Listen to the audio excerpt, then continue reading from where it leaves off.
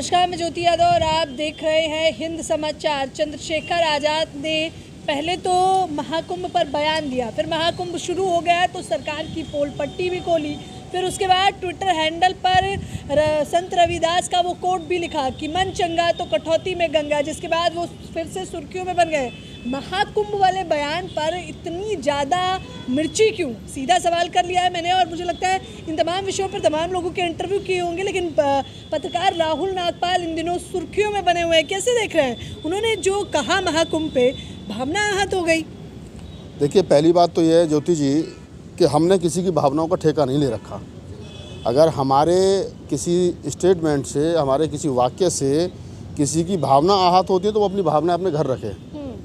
दूसरी बात, जो चंद्रशेखर ने कहा कि जिन्होंने पाप किया है वो कुंभ में डुबकी लगाने के लिए जाएं, तो सच्चाई है दलितों ने तो कभी पाप किया नहीं, अछूतों ने तो कभी पाप किया नहीं, क्योंकि अछूत कभी उस श्रेणी में रहे नहीं कि वो पाप करें। बताइए, अछूत ना तो राजा थे जो किसी के साथ अन्याय करते, ना वो इतने दबंग थे कि किसी की बहन बेटी को उठा के बलात्कार करते, ना वो क्या नाम है, इतने अच्छी वित्तीय हालत उनकी बहुत अच्छी थी कि किसी को 100 रुपये दे करके पूरी ज़िंदगी उसे गुलाम बना के रखते। तो अछूत तो कभी ताकत में थे नहीं, तो इसलिए उन्होंने कभी कोई पाप ऐसा किया नहीं कि उनको गंगा नहाना पड़े। जो लोग ताकत में थे, जिन्होंने महिलाओं का शोषण किया, शूद्रों का शोषण किया, अछूतों का शोषण किया, उन्होंने पाप किए तो वो गंगा नहाने जाते हैं। और मैं तो पहले कई इंटरव्यू में ये बात कह चुका हूँ कि मैं जहाँ पैदा हुआ हूँ, मेरे घर से लगभग 14 किलोमीटर की दूरी पर गंगा है, अनूप शहर।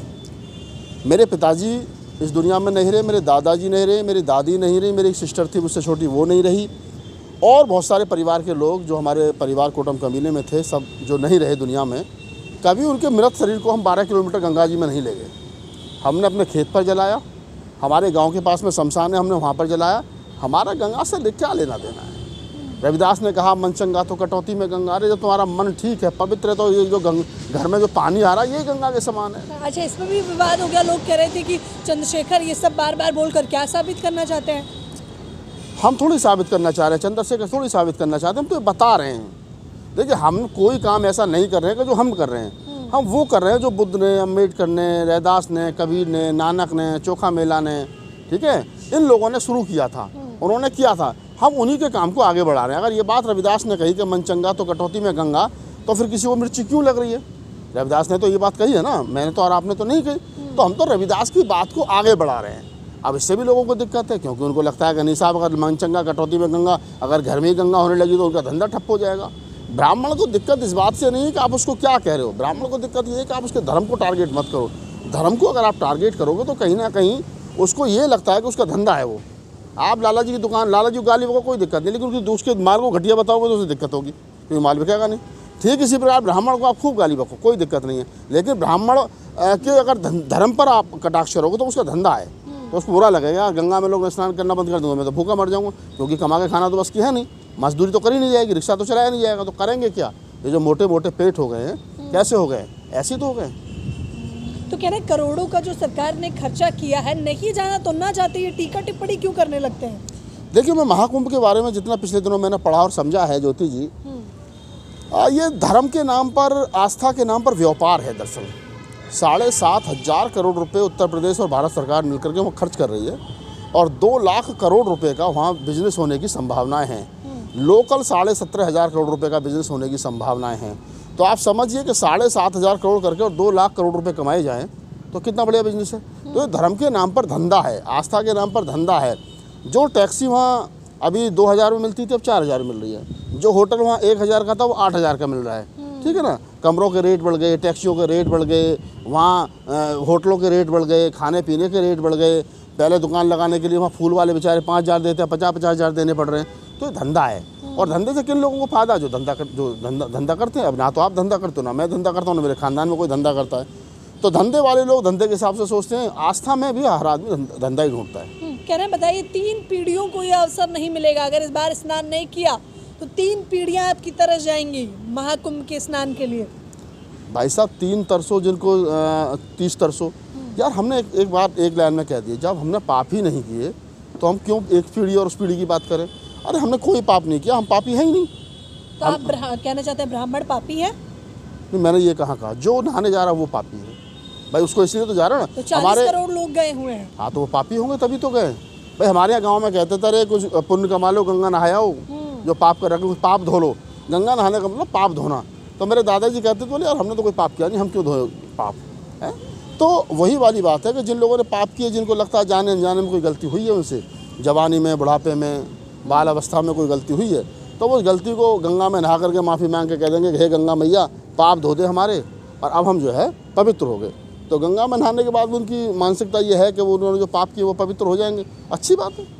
कह रहे पाप तो हर किसी से होता है, चाहे अनजाने में, जाने अनजाने में होता ही है। भगवान थोड़ी है, भगवान से भी पाप होता है। तो भगवान को भी गंगा नहलाओ। फिर जब भगवान से पाप होता है तो भगवान को दूर क्यों रखे हो भाई। भगवान को भी लेकर के जाओ, गंगा नहलाओ। फिर तो गंगा भगवान से बड़ी तो गंगा हो गई। अगर भगवान के पाप गंगा धो रही है तो फिर गंगा ज़्यादा ताकतवर है, गंगा ज़्यादा पवित्र है। और सबसे ज़्यादा पवित्र तो बेचारा ये अछूत है, जिससे गंगा अपवित्र हो जाती है, भगवान अपवित्र हो जाता है, उसके घुसते मंदिर अपवित्र हो जाता है, भगवान पर उसकी परछाई पड़ जाता तो भगवान अपवित्र हो जाता है। तो अछूत में देखो ना कितनी ताकत है। तो उसको गंगा में बुला करके क्यों खामो गंगा को मैली कर रहे हो। एक फिल्म आई थी ना राम तेरी गंगा मैली, उसमें गाना था, मंदाकिनी में फिल्माया गया था, राम तेरी गंगा मैली होगी पापियों के पाप धोते धोते। तो ये पापियों के पाप धोते धोते गंगा मैली होगी बेचारी, इसलिए हम तो जाते नहीं भाई, हम तो और मेला कर नहीं रहे उसे। बताइए, आप कह रहे हैं कि आपने खुद ही बताया कि 7,500 करोड़ की जो है लागत लगाई गई है और 25,000 करोड़ मुनाफा होने वाला है, तो कितना बड़ा फायदा होगा सरकार को, सोचिए जरा। हाँ तो सरकार का काम क्या है। सरकार का काम है गरीब आदमी से धर्म के नाम पर लूटना, आस्था के नाम पर लूटना, एजुकेशन के नाम पर लूटना, स्वास्थ्य के नाम पर लूटना, व्यवसाय के नाम पर लूटना, ट्रांसपोर्ट के नाम पर लूटना और अपने चंद उद्योगपतियों को दे देना। ये सरकार का काम पिछले 10 साल में चल रहा है। तो सरकार अपना काम ईमानदारी से कर रही है, लोगों को भी अपना काम ईमानदारी से करना चाहिए। कह रहे जो लोग महाकुंभ के बारे में नहीं जानते वो ही इस प्रकार की टीका टिप्पणी करते हैं, तो जानिए समझिए। तो हमें जान के करना क्या है। तो क्या जान बैठे हैं आप कि आपको नहीं जानना। हम ये जान करके बैठे हैं कि इस देश के अंदर हजारों हजार देवी देवता, भगवान देवता, संत पैदा हुए। अछूत हमेशा अछूत ही रहा। अछूत का भला किसी ने नहीं करा इस धरती पे।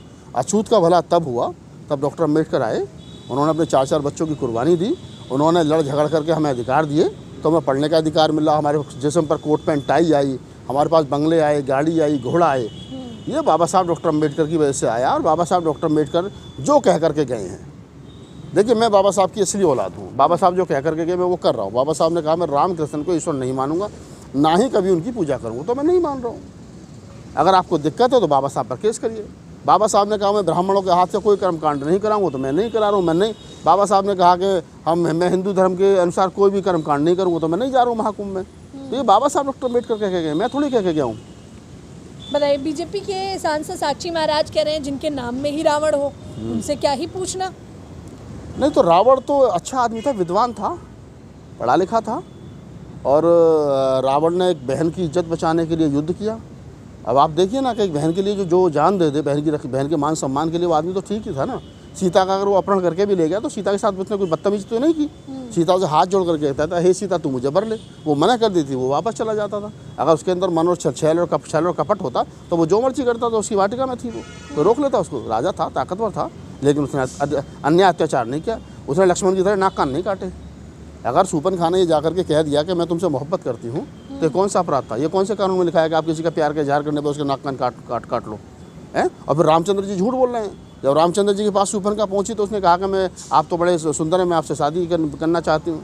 तो रामचंद्र जी कह रहे हैं कि नहीं मैं तो शादीशुदा हूँ, मेरा थोड़ी सी दूरी पर मेरा भाई बैठा है लक्ष्मण, वो कुंवारा है। जबकि लक्ष्मण भी शादीशुदा था, उसकी घरवाली का नाम उर्मिला था। तो रामचंद्र जी खुद झूठ बोल रहे हैं। तो ये तो सारी की सारी कपोल कहानियाँ हैं। सब लोग ऐसी अपना धंधा पानी चल रहा है लोगों का। अब इस पर क्या ही टिप्पणी करें। फिर लोग कहेंगे राहुल नागपाल की भावना की बातों से हमारी भावनाएं आहत होगी। आस्था का विषय पे वो कहते हैं आस्था के विषय पे हमारे कोई टीका टिप्पणी हम बर्दाश्त नहीं कर सकते। तो भाई मैं, अरे यार मैं तो सवाल कर रहा हूँ ना भाई। रामचंद्र जी ने ये कहा नहीं कहा कि मेरा छोटा भाई थोड़ी सी दूरी पर है लक्ष्मण, वो अनमैरिड है, आप उससे जाकर के बात करिए प्यार मोहब्बत की। तो रामचंद्र जी झूठ बोल रहे हैं, जबकि लक्ष्मण शादीशुदा था। लक्ष्मण शादीशुदा नहीं थे तो मुझे बताओ उनकी घरवाली का नाम उर्मिला था या नहीं था। कह रहे हैं ये सब पटकथाएं होती हैं आपको एक सीख देने के लिए जीवन में। अच्छा, तो ये सीख दें कि अगर कोई लड़की मुझसे आकर के मोहब्बत करने की बात कहे तो मैं उससे कहूँगा नहीं राहुल नागपाल तो शादीशुदा, मेरे 3 बेटी हैं, ये तौफीक जो बैठा है ये अनमैरिड है, जबकि घरवाली इसकी भी सुंदर नगरी में रहती है। तो इसका मतलब ये थोड़ी मैं किसी बच्चे को बहका हूँ। मेरा नहीं बेटा, तू गलत रास्ते पे, घर जा, पढ़ाई लिखाई कर, माँ बाप की जहाँ तेरी शादी करे वहाँ करियो। ये सब में आदमी की पहचान, अच्छे आदमी की पहचान है। बताइए, वहाँ पे इतने नागा साधु हैं, वो कह रहे हैं एक बार चंद्रशेखर की अगर हिम्मत है तो यहाँ पर आके दिखाएं, तब हम बताते हैं ना। फिर नहीं तो चंद्रशेखर, उनमें हिम्मत है तो वो चंद्रशेखर जहाँ जाए वहाँ जाए। मैं अगर वो ये कह रहा है कि चंद्रशेखर यहाँ आकर दिखाए, तो अभी तुम एक अछूत को बुला करके वहाँ क्यों अपने कुंभ के मेले को पवित्र कर रहे हो? जिनको चंद्रशेखर के इस बयान से दिक्कत है, चंद्रशेखर का लोकसभा क्षेत्र नगीना, सरकारी आवास दिल्ली में है उसका, आ जाओ बैठ के बात करो, जो करना करो ना। मैं बता रहा हूँ क्या नाम है, 51 नंबर कमरा है और वेस्टर्न कोर्ट में कनॉट प्लेस में सरकारी आवास मिला हुआ है, तो आ जाओ मिल लो, उससे क्या दिक्कत है? कह रहे हैं असली लोग वही हैं जो इस प्रकार के बयान दे के हम लोगों को बांटते हैं। बांटने का काम तो इस प्रकार के लोग करते हैं जो इस प्रकार के बयान दे रहे हैं, आस्था से भटका रहे हैं। मैंने एक बात कही अभी आपको पहले, मैं वही रिपीट कर देता हूँ कि इस देश के अंदर हजारों संत महात्मा भगवान आए, अछूत हमेशा अछूत रहा, उसका भला नहीं हो पाया। उसका भला डॉक्टर अम्बेडकर ने किया है, और जो डॉक्टर अम्बेडकर कह करके गए हैं वो हम काम कर रहे हैं। किसी को अगर लगता है कि वो काम गलत है तो राहुल नागपाल में मुकदमा मत करना, डॉक्टर अम्बेडकर पे करना, डॉक्टर अम्बेडकर की 22 प्रतिज्ञाओं पे करना जो मोदी सरकार छाप करके बेच रही है।